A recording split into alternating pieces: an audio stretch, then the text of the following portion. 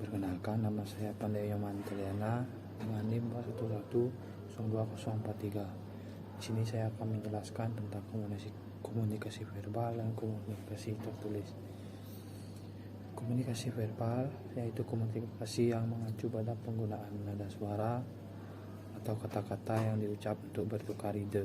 Contoh, komunikasi verbal antara lain pembicaraan tatap muka, pidato, seminar, diskusi kelompok, wawancara, dan lain-lain. Sedangkan komunikasi tertulis yaitu komunikasi yang mengacu pada interaksi melalui kata-kata yang kita pilih untuk ditulis. Contoh media komunikasi tertulis adalah surat, pesan, catatan, email, dan banyak cara lainnya. Perbedaan komunikasi verbal dan tertulis adalah komunikasi verbal adalah proses berkomunikasi melalui kata-kata yang diucapkan atau nada suara, sedangkan dalam komunikasi tertulis, teks tercetak atau format pesan yang diketik digunakan untuk berkomunikasi. Komunikasi verbal atau tulisan relatif lebih cepat daripada komunikasi tertulis, di mana seseorang bisa mendapatkan umpan balik langsung. Jadi, kesimpulannya, komunikasi adalah hal yang paling penting untuk bertahan hidup di lingkungan sosial ini. Komunikasi menyatukan orang dan lebih dekat satu sama lain. Komunikasi verbal dan komunikasi tertulis efektif untuk meningkatkan hubungan manusia. Tujuan komunikasi verbal dan tulis adalah untuk menyampaikan informasi. Keduanya memainkan peran penting dalam kehidupan kita. Halo, perkenalkan, nama saya Peter Angga Lauda dengan NIM 21102058. Pada hari ini saya akan menjelaskan apa itu intellectual property right dan apa saja perbedaan dari copyright dan copyleft. Hak atas kekayaan intelektual adalah hak yang diberikan kepada setiap orang untuk menciptakan sesuatu yang menurutnya baru berdasarkan isi pikirannya. HKI biasanya memberikan hak penuh kepada pencipta atas penggunaan ciptaannya untuk jangka waktu tertentu.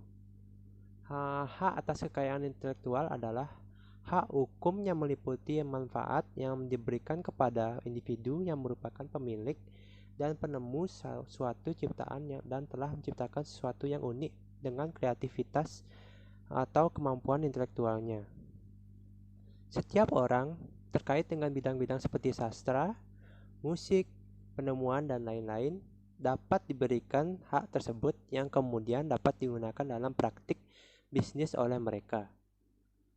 Pencipta atau penemu mendapatkan hak penuh atas penyalahgunaan atau penggunaan penciptaannya tanpa informasi sebelumnya. Namun, hak tersebut dikeluarkan untuk jangka waktu terbatas untuk menjaga keseimbangan. Apa saja yang termasuk dengan kekayaan intelektual? Contohnya, desain industri, pertemuan ilmiah, pelindungan terhadap persaingan tidak sehat, karya sastra, seni, ilmiah, penemuan di bidang usaha manusia, merek dagang, merek layanan, nama komersial, sebutan, jenis hak. Kemudian ada jenis hak kekayaan intelektual. Hak kekayaan intelektual dapat diklasifikasikan menjadi 4 jenis, yaitu hak cipta. Hak cipta adalah istilah yang menggambarkan kepemilikan kendali atas hak penggunaan dan distribusi karya ekspresi kreatif tertentu, termasuk buku, video, film, musik, dan program komputer. Kemudian ada hak paten. Hak paten memberi pemiliknya hak untuk mengecualikan orang lain dari pembuat, menggunakan, menjual, dan mengimpor penemuan untuk jangka waktu terbatas. Hak paten diberikan dalam pertukaran untuk memungkinkan pengungkapan publik penemuan. Kemudian ada merek dagang. Merek dagang adalah representasi grafis yang digunakan untuk membedakan barang dan jasa dari satu pihak dari orang lain. Merek dapat terdiri dari huruf, angka, kata, frasa, logo, grafik, bentuk, bau, suara, atau kombinasi dari hal-hal tersebut. Kemudian ada trade secret atau rahasia dagang. Rahasia dagang menjelaskan tentang formula umum produk apapun dan kunci di balik kemajuan organisasi manapun. Ini juga mencakup formula rahasia yang berbeda dari berbagai perusahaan untuk produk yang sama yang berbeda dalam kualitas. Keuntungan dari HKI yaitu sebagai berikut. HKI memberikan hak eksklusif kepada pencipta atau penemunya. Ini mendorong individu untuk mendistribusikan dan membagi informasi dan data alih-alih merahasiakannya. Ini juga memberikan pembelaan hukum dan menawarkan pencipta intensif dari pekerjaan mereka. Ini membantu dalam pengembangan sosial dan keuangan. Ini mengilhami orang untuk menciptakan hal baru tanpa takut dicuri hasil karyanya atau intelektualnya. Kemudian ada IP atau intellectual property atau kekayaan intelektual yang merupakan nadi bagi setiap pelaku industri kreatif. Pasalnya saat ini pencurian tidak hanya berlaku dalam hal kebendaan namun juga dari segi ide. Intellectual property sendiri merujuk pada kekayaan yang lahir dari kemampuan intelektual manusia. Hal ini meliputi teknologi, ilmu pengetahuan, seni, dan sastra. Karena jerih payah dalam menciptakan karya, maka muncullah Intellectual Property Right atau IPR atau HKI, hak kekayaan intelektual. Beberapa contoh tipe hasil kreasi memiliki hak IPR yang berbeda. Misalnya untuk produk seperti komik, karya sastra, buku, karakter, lagu yang harus memiliki copyright atau hak cipta. Itu adalah pentingnya mengapa suatu karya memerlukan HKI atau IPR. Kemudian saya akan menjelaskan tentang hak cipta dan perbedaan hak cipta dengan copyleft. Copyright dengan copyleft. Copyright atau hak cipta adalah pemberian hak eksklusif untuk membuat salinan, lisensi penggunaan atau mengeksploitasi karya seni asli atau atas penciptaan desain asli. Misalnya, anggap Anda membeli DVD Star Wars New Hope. Anda dapat menggunakan DVD ini sesuai dengan aturan khusus yang ditentukan pada paket seperti memutarnya di rumah bersama teman-teman Anda. Anda tidak dapat melakukan apapun dengan itu dan tidak diizinkan untuk penerbit seperti menyalin DVD yang disebut dengan membajak dan memberikan salinan kepada temanan Anda. Ini karena penerbit memiliki hak cipta film dan mungkin Anda akan menggunakannya. Ini karena penerbit memiliki hak cipta film dan mungkin Anda menggunakannya jika mereka tahu Anda menyalin DVD. Kemudian copyleft. Copyleft adalah metode umum untuk menggunakan program perangkat lunak bebas dan mengharuskan semua versi program yang dimodifikasi dan diperluas untuk menjadi perangkat lunak bebas juga. Cara paling sederhana untuk membuat program gratis adalah dengan meletakkannya di domain publik tanpa hak cipta. Ini memungkinkan orang untuk berbagi program dan peningkatan mereka jika mereka berpikiran demikian. Tetapi juga memungkinkan orang yang tidak kooperatif untuk mengubah program menjadi perangkat lunak berpemilik.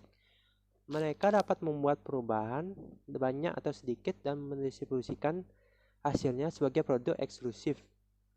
Orang-orang yang menerima program adalah bentuk yang dimodifikasi itu tidak memiliki kebebasan yang diberikan oleh penulis aslinya. Perantara telah meluncutinnya. Misalnya, lisensi perangkat lunak bebas yang menggunakan copyleft lemah, termasuk GNU Laser General Public License dan Mozilla Public License.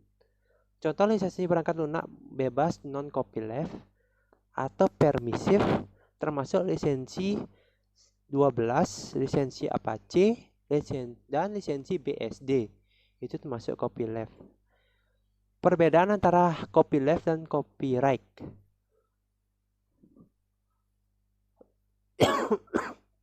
Copyright. Copyright adalah hak yang mungkin Anda untuk mencegah penyalinan atau penjualan karya Anda tanpa izin. Sedangkan copyleft adalah metode digunakan untuk memodifikasi perangkat lunak atau dokumentasi dan mendistribusikannya kembali ke komunitas sumber terbuka. Dalam hak cipta, karya tersebut adalah asli dan bukan salinan dari karya lain. Di sisi lain, copyleft hadir dengan ide kolaborasi.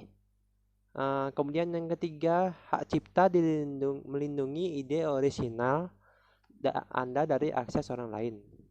Sementara copyleft memungkinkan Anda untuk membuat perubahan pada ide lain dan mengembalikannya. Kemudian yang keempat, hak cipta adalah tentang memberikan izin individu. Sedangkan copyleft adalah tentang kebebasan pengguna.